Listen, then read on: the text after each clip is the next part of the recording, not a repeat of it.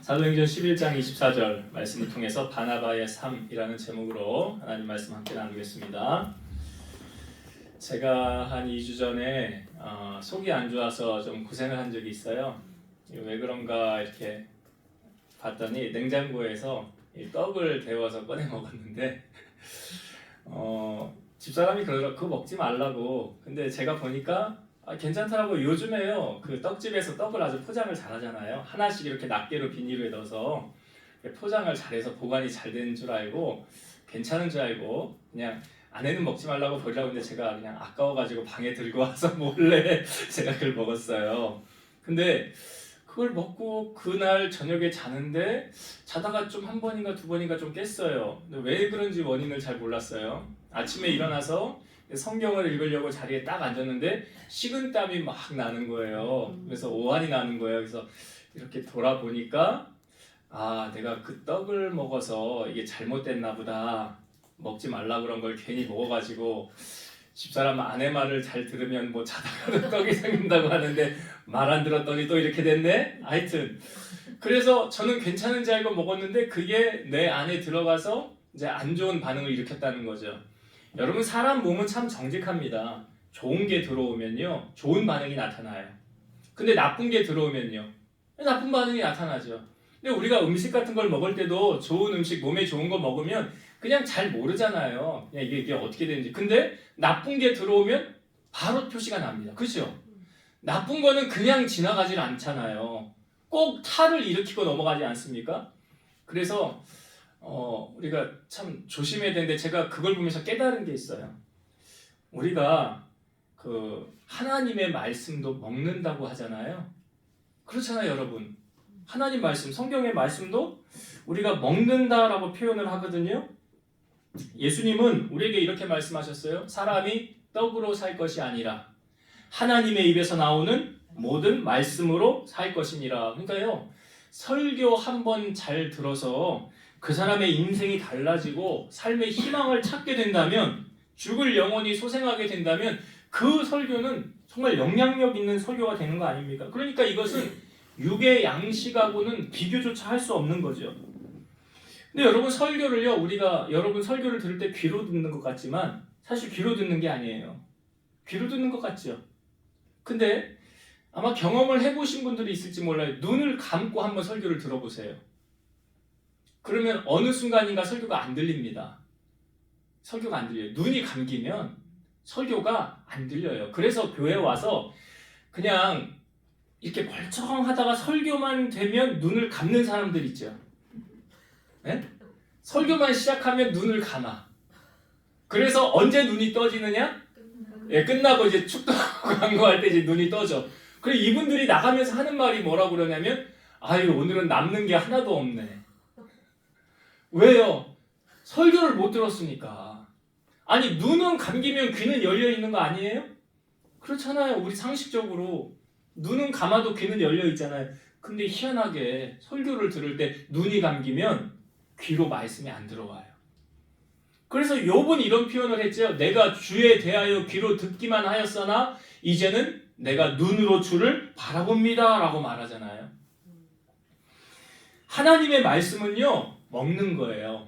시편 119편 103절 주의 말씀의 맛이 내게 어찌 그리 단지요 내 입에 꿀보다 더 다니이다. 이게 꿀보다 달았다는 표현이 뭐예요? 먹었다는 거잖아요.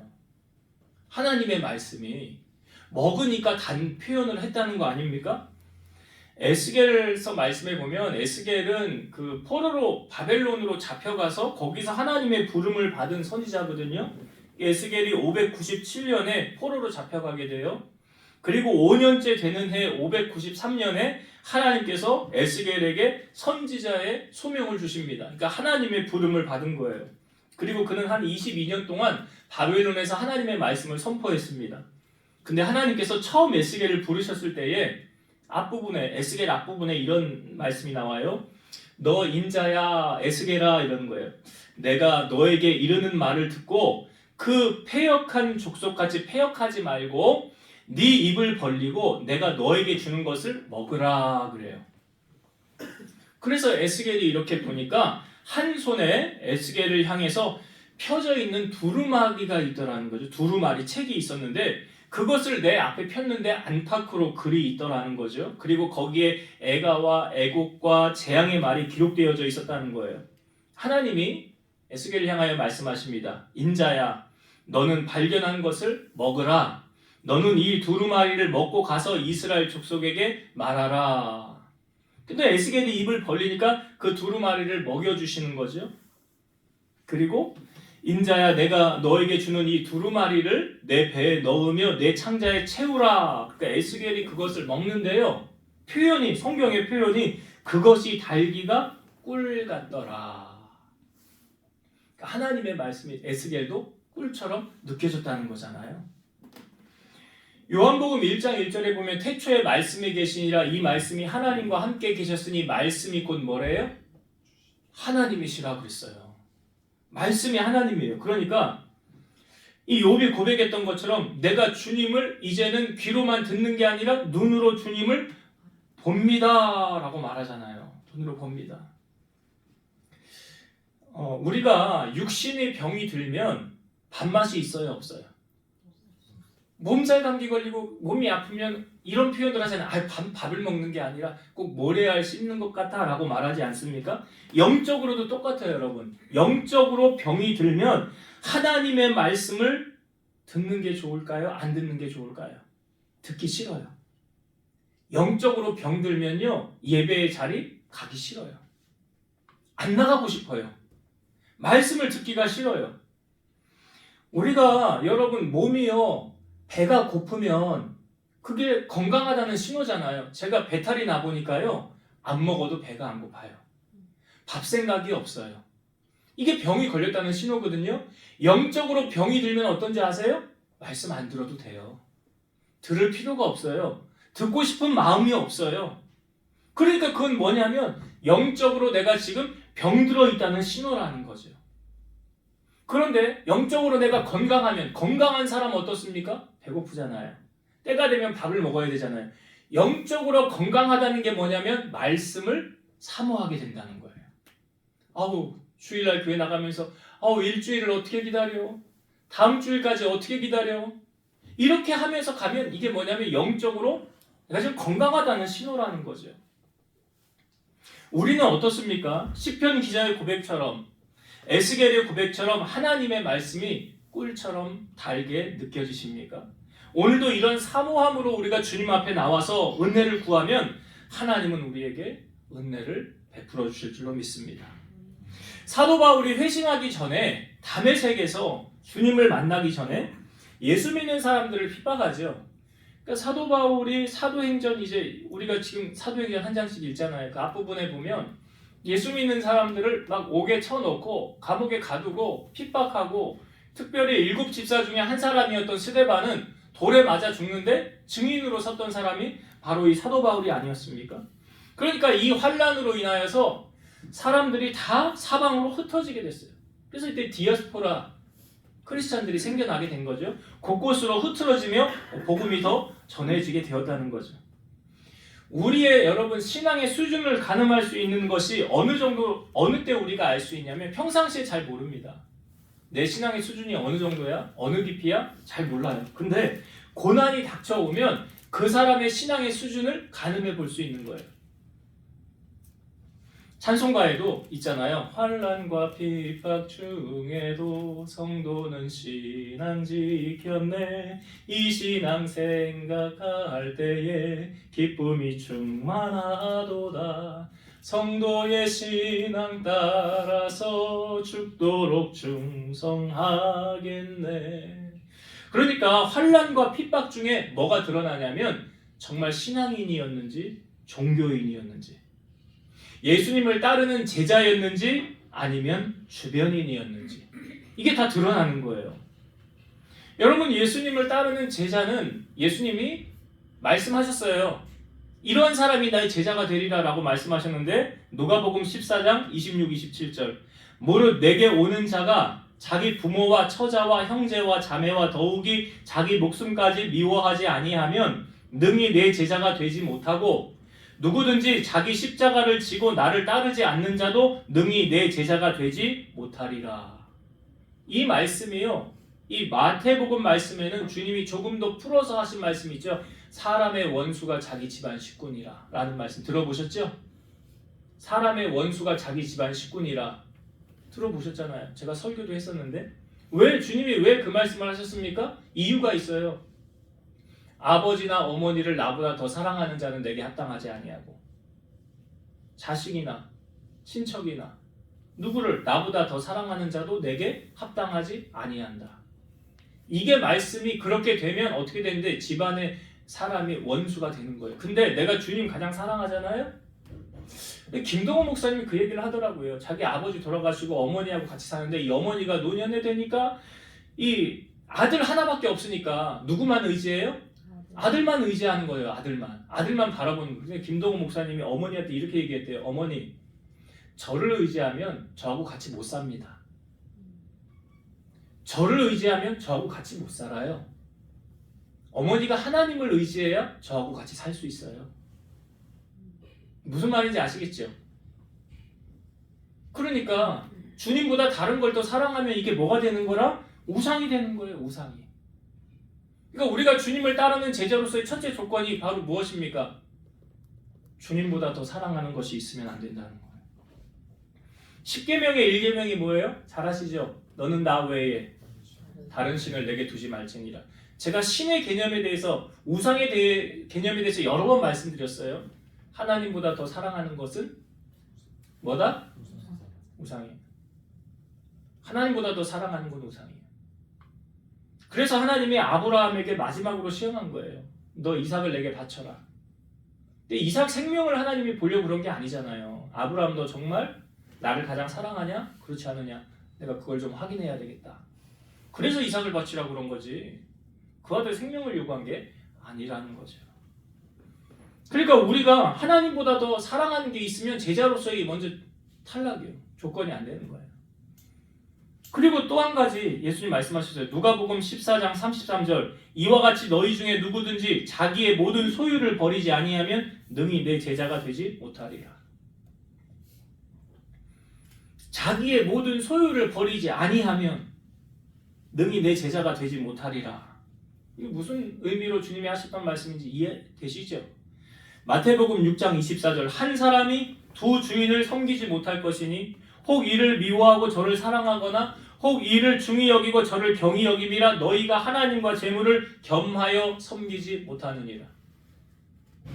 이게 뭘 만몬신이라고 하지 않습니까? 만몬신. 돈이에요, 돈.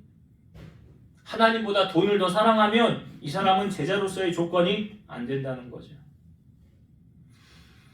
그러니까 제자로서의 조건 우리가 이 갖추면 살아야 되는 거예요. 말로만의 신앙이 아니니까 종교인하고 신앙인하고 어디서 차이가 나느냐 이런 데서 차이가 나는 거예요. 예수님을 따르는 제자인가 아니면 나는 그냥 주변인인가 여기서 차이가 나는 거예요.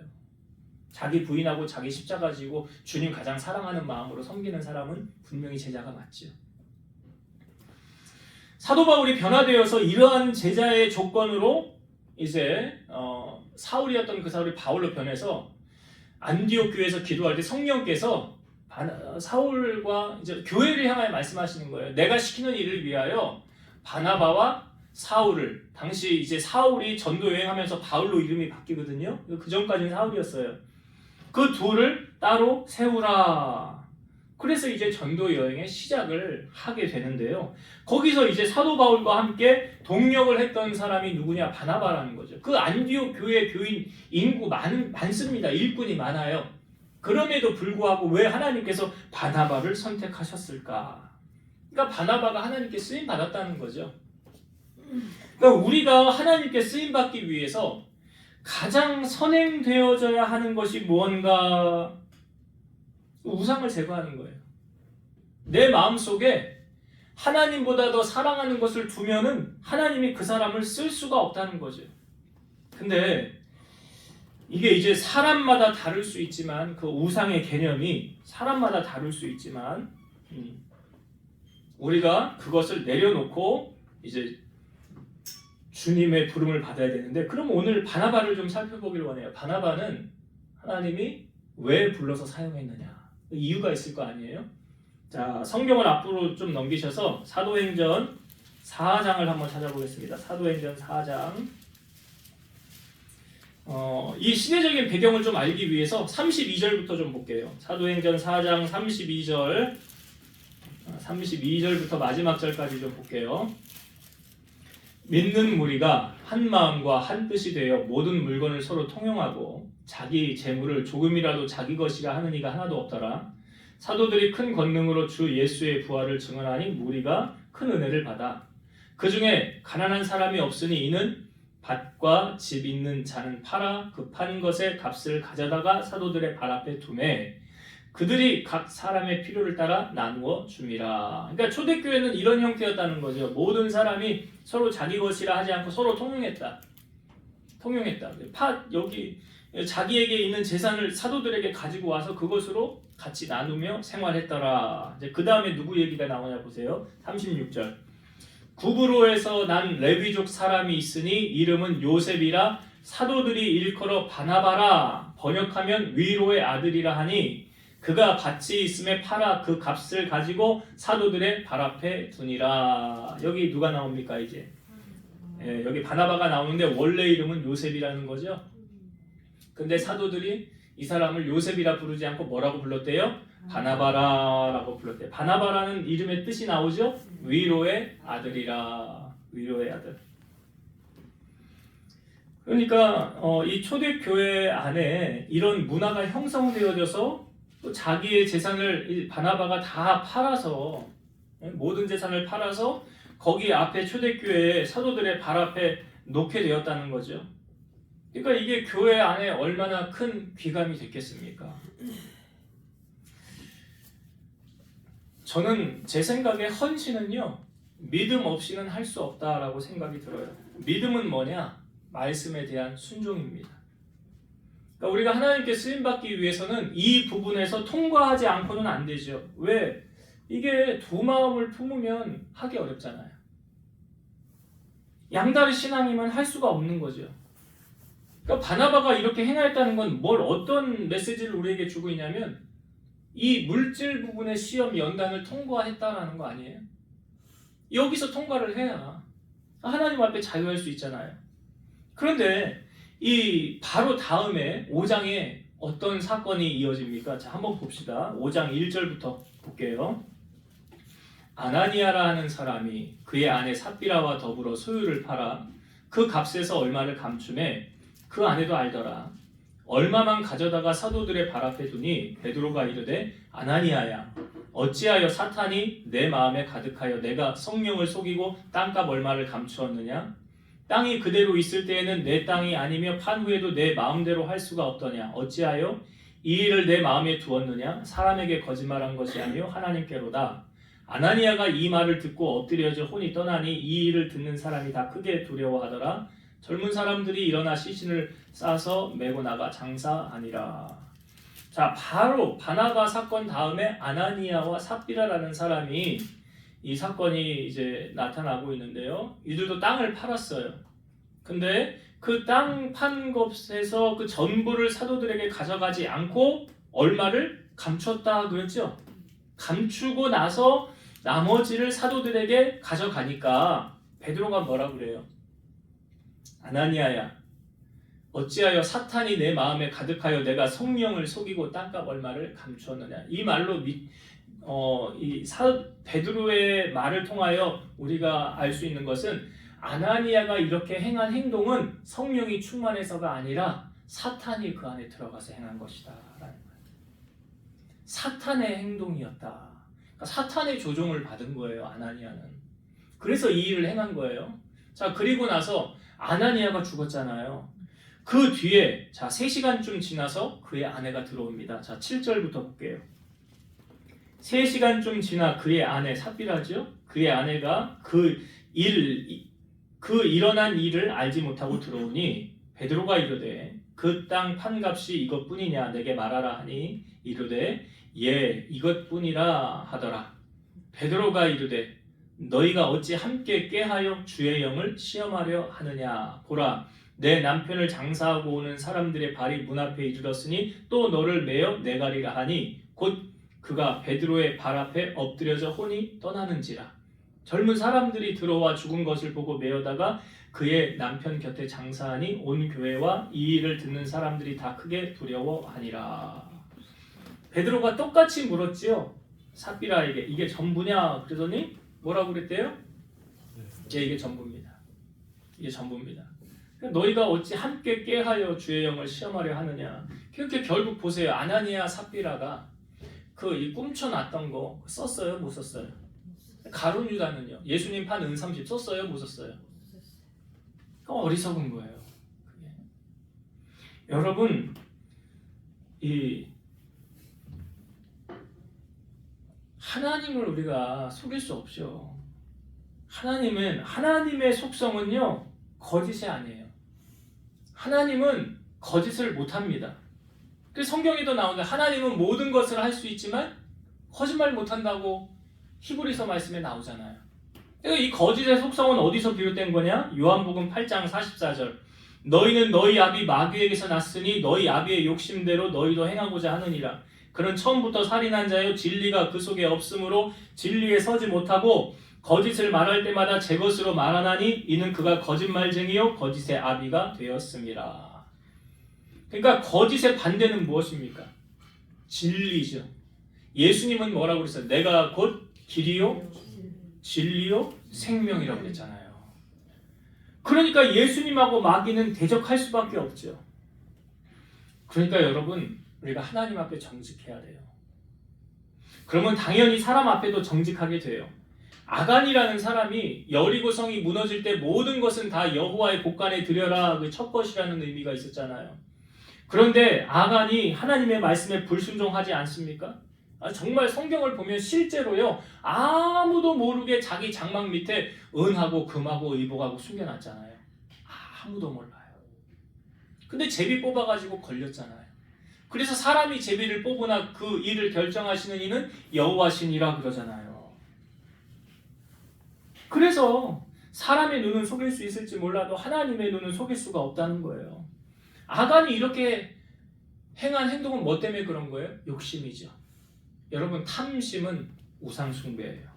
골로새서 3장 5절 그러므로 땅에 있는 지체를 죽이라 곧 음란과 부정과 사욕과 악한 정욕과 탐심이니 탐심은 우상숭배니라. 우리가 하나님보다 돈을 더 사랑하는 사람은요 하나님께 헌금 드리는 거 되게 아까워할 것 같아요. 그렇겠죠. 근데 다윗은 어떠했느냐? 자, 역대상 29장 14절 나와 내 백성이 무엇이기에 이처럼 즐거운 마음으로 드릴 힘이 있었나이까? 모든 것이 주께로 말미암아 싸우니 우리가 주의 손에서 받은 것으로 주께 드렸을 뿐이니이다. 천지에 있는 것이 다 주의 것이었소이다. 부와 기가 주께로부터 말미암습니다. 예수님이 어리석은 부자 얘기를 우리에게 해주셨죠. 그 밭에 소출이 풍성한데 이 부자가 이렇게 말합니다. 내가 곡식 쌓아둘 곳이 없으니 어찌할까? 이렇게 해야 되겠다. 내가 기존에 있던 창고를 허물고 더 크게 져야 되겠다 하고 크게 짓고 거기에다가 이제 가득 채워놨어요.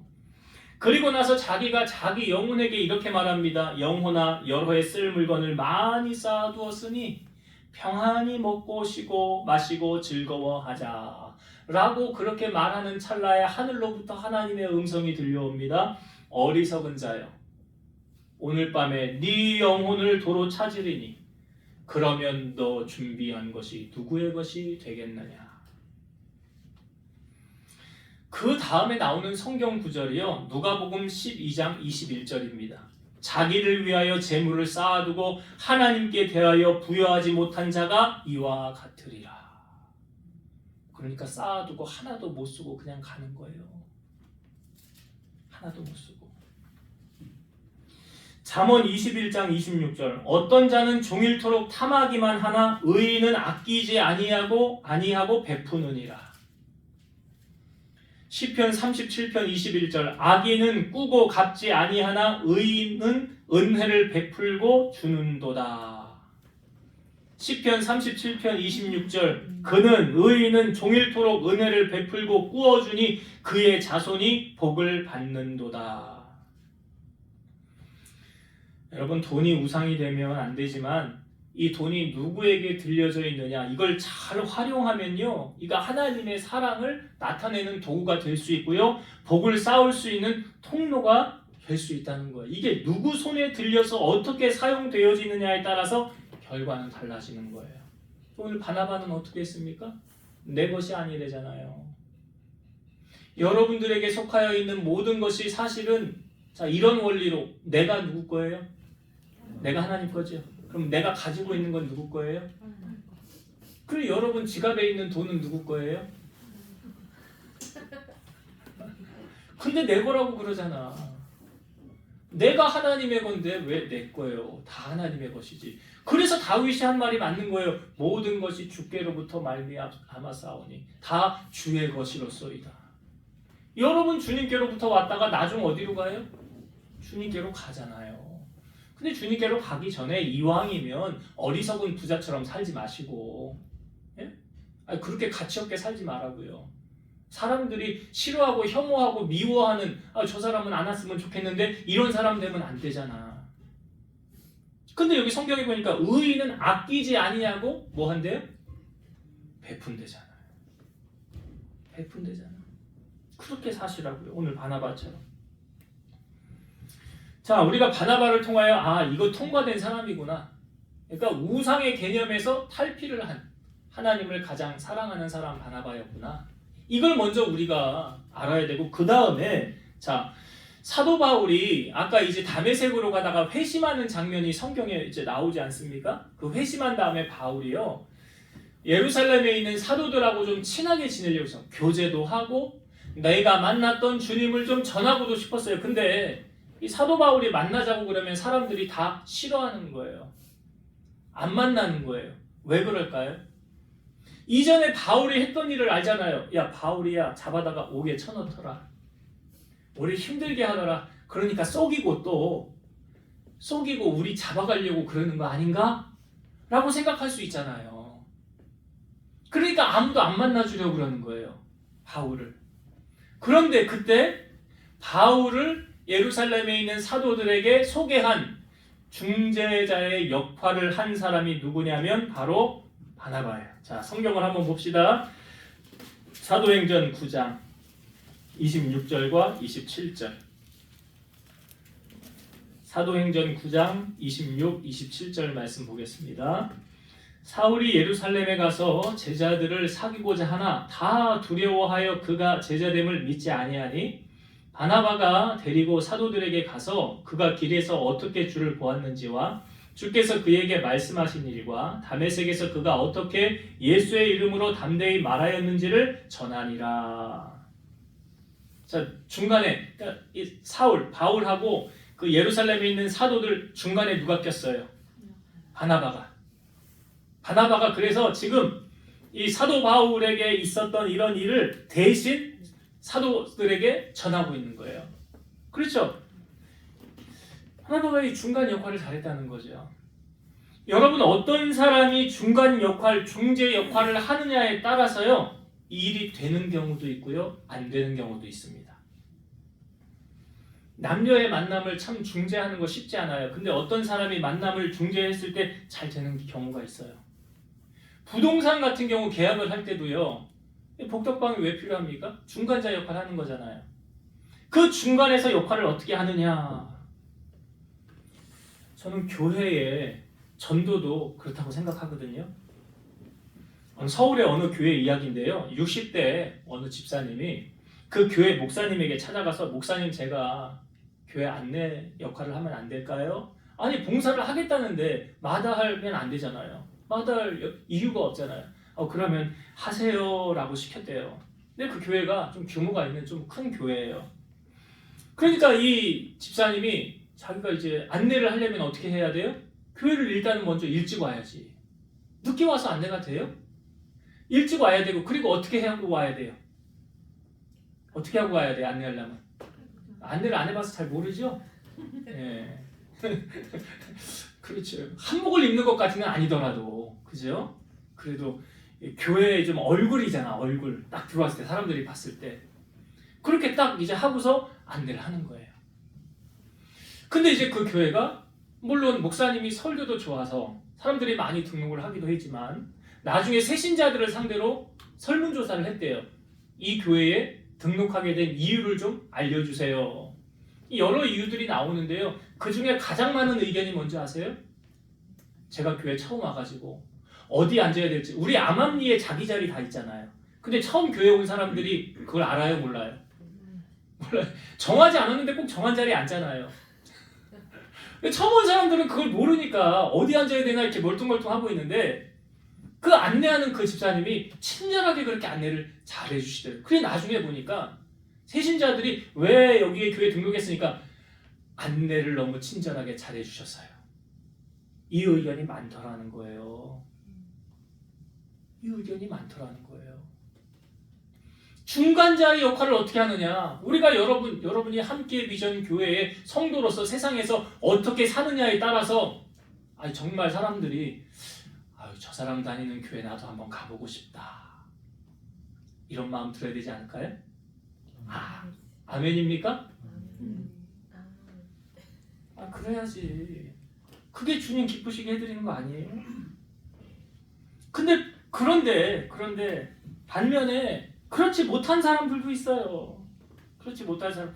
성경에도 그러니까 어떤 사람이 가면 문제가 해결되는데 어떤 사람 문제를 야기시키는 사람이죠. 데살로니가후서 3장 10절에서 11절 우리가 너희와 함께 있을 때에도 너희에게 명하기를 누구든지 일하기 싫어하거든 먹지도 말게 하라 하였더니 우리가 들은즉 너희 가운데 게으르게 행하여 도무지 일하지 아니하고 일만 만들기만 하는 자들이 있다 하니.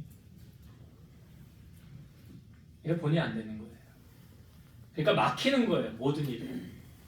그러니까 디딤돌 역할을 하는 사람이 있고요.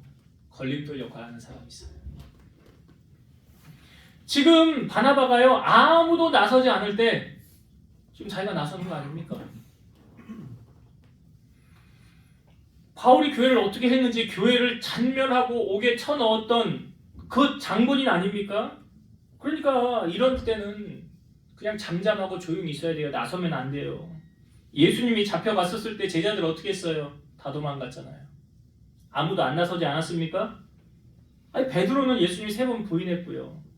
그러니까 손해가 올 것 같으면 나서지 말고 그냥 가만히 있어야 되거든요. 근데 이게 주님을 너무 사랑하니까 감출 수가 없는 거죠. 우리 감출 수 없는 2가지 제가 말씀드렸잖아요. 뭐는 감출 수 없다고 그랬어요? 2가지? 기침하고 사랑은 감출 수가 없다고 그랬잖아요. 주님을 너무 사랑하니까 자, 여기 예수님 돌아가셨을 때 예수님의 시체를 빌라도에게 달라고 당돌이 요구한 사람 아리마대 요셉. 아리마대 요셉이 그때 자기 신분을 밝히면 안 되는데 예수님 제자라고 말하면 안 되는데 그러면 나 국회의원직 이게 배지 뗄 수도 있는데 그 사내들인 의원이었잖아요. 그럼에도 불구하고 주님 사랑하니까 주님의 시체를 자기 무덤에 갖다 넣지 않습니까? 바나바 또한 그런 거예요. 주님의 마음으로 바울을 사도들에게 주님께서 어떻게 역사하는지 증거하지 않을 수가 없었다는 거죠. 여러분 바나바가 이렇게 행한 데는요. 그가 어떠한 사람인 줄을 알면 우리가 충분히 이해가 됩니다. 예루살렘 교회에서 스데반의 사건으로 인해 복음이 전국으로 퍼졌는데 안디옥에까지 복음이 예루살렘 저 위쪽 도시거든요. 안디옥에까지 복음이 전해졌다는 이유로 거기에 사람을 보내서 복음을 전하게 해야 되겠다. 그래서 누구를 파송할까? 라고 사도들이 모여서 회의를 해서 선택된 사람이 누굽니까? 바로 바나바예요. 바나바를 왜 선택했느냐? 자, 오늘 우리가 읽은 본문 24절 다시 봅시다. 11장 24절. 11장 24절. 바나바는 착한 사람이요 성령과 믿음이 충만한 사람이라 이에 큰 무리가 죽게 더하여지더라. 자, 여기요 2가지를 소개하고 있습니다. 먼저 첫 번째 바나바의 인성이에요. 그렇죠? 바나바는 착한 사람이에요. 그 다음에 무엇을 소개합니까? 믿음을 소개하고 있어요. 성령과 믿음이 충만한 사람이라. 자, 제가 질문을 한번 드려볼게요, 여러분. 대답해보세요. 자, 바나바는 처음부터 태어날 때부터 착한 사람이었다. 아니다. 바나바의 착함은 선천적이 아니라 후천적이다. 자, 1번 태어날 때부터 착했다. 손. 그러면 아니다. 2번. 나중에 착해졌다. 뭐요? 중간은 없는데 오늘도 손을 안 드시는 분들이 많이 계시네요. 네. 여러분들 아마 개인적으로 다 생각은 하고 계시는 줄 아는데, 자, 바나바는 이 착함이 태어날 때부터였느냐? 만들어진 거냐? 처음에 하나님이 사람을 만드셨을 때 창세기에 보면 노아를 통해 물로 심판하죠. 그때 물로 심판하기 전에 하나님께서 뭐라고 말씀하셨냐면 이렇게 말씀하셨어요. 여호와께서 사람의 죄악이 세상에 가득함과 그 마음으로 생각하는 모든 계획이 항상 악할 뿐임을 보시고 땅 위에 사람 지으셨음을 한탄하사 마음에 근심하시면서 내가 창조한 사람을 내가 지면에서 쓸어버리리니 내가 그것을 지었음을 한탄함이로다. 그러면서 물로 심판하셨거든요. 자, 그러면 성경을 한번 찾아볼게요. 제가 이 바나바에 대한 질문의 답을 찾기 위해서 성경을 찾는 거예요. 에베소서 2장을 한번 찾아봅시다. 에베소서 2장 1절부터 볼게요. 에베소서 2장 1절부터 보겠습니다. 그는 허물과 죄로 죽었던 너희를 살리셨도다. 그는 예수님이에요. 그는 허물과 죄로 죽었던 너희를 살리셨도다. 그때에 너희는 그 가운데서 행하여 이 세상 풍조를 따르고 공중의 권세 잡은 자를 따랐으니 곧 지금 불순종의 아들들 가운데서 역사하는 영이라. 전에는 우리도 다 그 가운데서 우리 육체의 욕심을 따라 지내며 육체와 마음에 원하는 것을 하여 다른 이들과 같이 본질상 진노의 자녀이었더니 긍휼이 풍성하신 하나님이 우리를 사랑하신 그 큰 사랑을 인하여 허물로 죽은 우리를 그리스도와 함께 살리셨고 너희는 은혜로 구원을 받은 것이라. 그러니까 모든 사람이 다 처음에 태어났을 때는 이 상태, 2절에 중간에 보면 곧 지금 불순종의 아들들 가운데서 역사하는 영, 그 영이 우리들 안에도 있었다. 그래서 3절 전에는 우리도 그 가운데서 우리 육체의 욕심을 따라 지내며 육체와 마음에 원하는 것을 하여 다른 이들과 같이 본질상 진노의 자녀이었더니 우리 다 본질상 진노의 자녀이었다고요. 우리 안에 다 악함이 충만했다고요. 선함은 찾아볼 수가 없었다고요. 그런데 이게 어떻게 바뀐 거예요? 긍휼에 풍성하신 하나님이 우리를 사랑하신 그 큰 사랑을 인하여 허물로 죽은 우리를 그리스도와 함께 살리셨고 너희는 은혜로 구원을 받은 것이라. 죄악 투성이었던 우리가 예수 그리스도로 말미암아 어둠이 떠나가고 빛이 들어옴으로 우리 안에 악함, 죄악들이 떠나가게 됐다는 거죠. 자, 한 분 더 찾아볼게요. 뒤로 좀 넘기셔서 5장, 에베소서 5장 8절과 9절.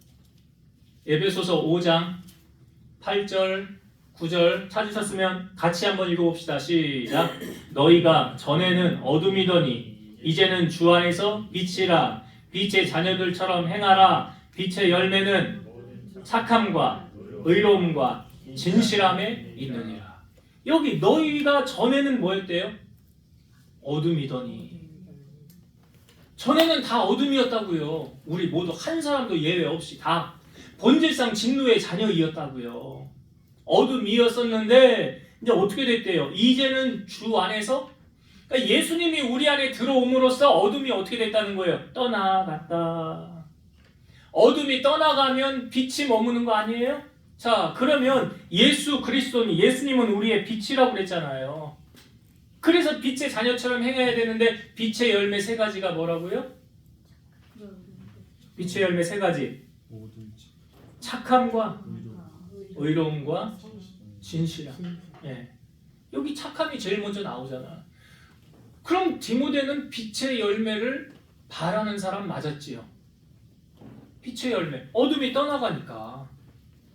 예수님이 빛이라고 그랬잖아요. 요한복음 3장 19에서 21절. 그 정죄는 이것이니 곧 빛이 세상에 왔으되 사람들이 자기 행위가 악함으로 빛보다 어둠을 더 사랑한 것이라. 악을 행하는 자마다 빛을 미워하여 빛으로 오지 아니하나니 이는 그 행위가 드러날까 하며 진리를 따르는 자는 빛으로 오나니 이는 그 행위가 하나님 안에서 행할 것임을 나타내려 함이라 하시니라. 그러니까 예수 없으면 그는 빛이 없잖아요. 그럼 악함이에요. 근데 여러분 교회를 다녀도 예수님하고 상관이 없는 사람 있잖아요. 그럼 빛의 자녀 아니에요. 그럼 빛의 자녀 아니에요. 빛의 자녀는 예수님이 나의 구주이십니다. 나의 주인이십니다. 라고 고백하는 사람만 빛이 들어오는 거예요. 그거 아니면 빛의 열매를 맺을 수가 없는 거예요. 여러분 오늘 말씀에 보니까 바나바는 착한 사람이다라고 말했는데 바나바가 착하다고 누가 인정을 한 거예요? 누가 인정을 한 거예요? 바나바는 착한 사람이요. 그래요. 주님이 한 거예요. 그리고 그 초대교회에 있는 사도들이 한 거예요. 이 말은 우리에게 어떤 의미를 주냐면요. 보세요. 나는 참 착한 사람이야 라고 말하면 신빙성이 있어요? 없어요? 없어요. 없어요. 근데 다른 사람이 저 사람은 참 착한 사람이야 라고 말하면 신빙성이 있어요? 없어요? 그래요. 그거요. 착한 사람은 내가 착하다고 말하지 않아요. 남이 인정하는 거예요. 남이. 그러니까 우리는 남에게 어떤 인정을 받아야 돼요? 오늘 주보 한 주간에 묵상할 말씀 마태복음 5장 16절인데요. 한번 읽어봅시다.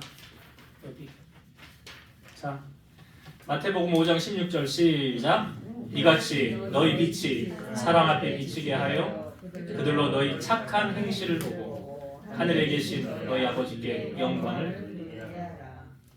빛이래잖아요. 너희 빛이 누구에게 비쳐? 사람에게 비쳐서. 그 다음에 너희의 빛의 열매 따라오죠. 너희 착한 행실을 보고. 누구에게 영광이에요? 하나님께 영광을 돌리게 하라. 그러니까 여러분 보세요. 착한 사람 옆에는 사람이 붙어요? 안 붙어요?